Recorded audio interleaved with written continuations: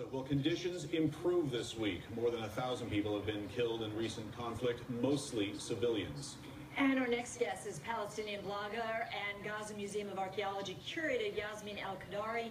Yasmin, when you think about it, Hamas has been using a lot of the money, not for infrastructure, but for building tunnels and buying rockets. Is there broad support in Gaza for Hamas and what it is they are doing there in that region? There's a big difference between asking that question to someone who lives under occupation and to someone who barely has the option or the luxury of supporting a political party at their own will. That is not the case in Gaza. As you know, we're occupied by Israel, and Hamas came to power by democratic elections. What we have seen for the last 7 years wasn't Hamas building tunnels or Hamas throwing rockets. What we've seen was basically nothing of the world because Israel has besieged us ever since. And we haven't had much to see anything but Hamas being the government and Israel being a military power like it has always been. Yasmin, this is Miguel Marquez. Thank you very, very much for being with us. Daily life there, how difficult is it? Look, I think everybody wants this thing to come to an end, but people are curious and concerned about Hamas and its desire to continue to shoot rockets into Israel.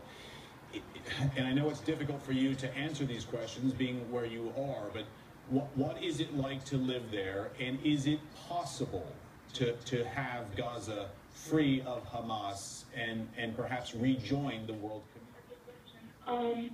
It seems to me like you're already taking sides in this conflict. I am an independent woman in Palestine. I support no party at all. And I am surprised to hear that you're asking me questions about Hamas, while our real problem is with Israeli occupation. As you know, I've been living under this war for the last 21 days, few weeks.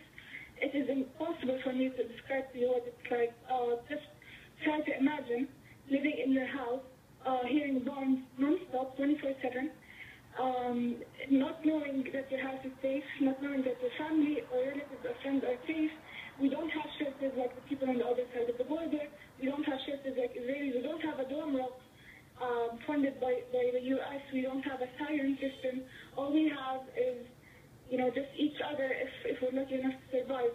And it's impossible to describe really. Yesterday was the only time we had the ceasefire, and it was the only time we were able to leave the house.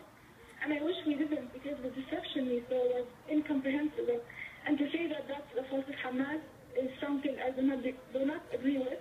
Not because I'm a terrorist, not because Hamas is, standing next to me and threatening to hit me if I say something else. But just speaking logically, as I am sure you would, this is not something about Hamas firing rockets and building tunnels in Gaza. It's much bigger than that, and you know. Yasmin, I don't know if you can hear us, but is there a peaceful solution? Do you believe that there is some solution that could benefit the people of the entire region? Do you have faith that that's possible? I'll be very honest with you. I was born and I have been living in Gaza almost all of my life, and I have lived under 3 wars. I'm 24 years old, so I'm a little old. I've seen a bit of the world. I've been to the U.S. a couple of times. I've traveled, and I know what the world looks like. But the majority of the people in Gaza, the average age in Gaza is 17. And all the children who are under the age of 6 years old have already seen 3 wars, have lived under siege their entire life. And these are 250,000 people in Gaza. These are the generations, that will lead the future. This generation has seen nothing but siege and war and occupation. If we really think of peace, if peace is really what we strive and work for, then that's a total joke. Because if Israel comes 20 years from today and says we don't have peace partners in Gaza or in Palestine, then the images of today are the biggest evidence that this is exactly what Israel has been planning to do, starting not from today or yesterday, starting from 7 or 8 years ago. So I wish I could say there's a peace solution that's possible. We all want to live in peace. We all want security and freedom, and this is what we strive for. but Ms. to be Al-Qadari? honest, and to see what life is like here for children who will leave the peace process, quote unquote, if they survive to grow to that age, I would not be honest with you, no. Ms. Al-Qadari, have you personally lost friends and family in the almost 3 weeks that this has been going on?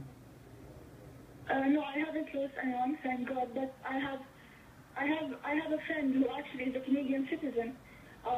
She lives with her family in a part of Gaza that we thought was very secure and very, a neighborhood that's very populated with old families that have nothing to do with Hamas. And her house was targeted by an Israeli rocket in the spot that she was sitting with her brother just a minute before the missile hit. And, my friend is Canadian, her family is Canadian, and I know she's Canadian Palestinian. And she Yasmin has absolutely nothing to do with Hamas. Yasmin Al-Qadari, thank you very, very much.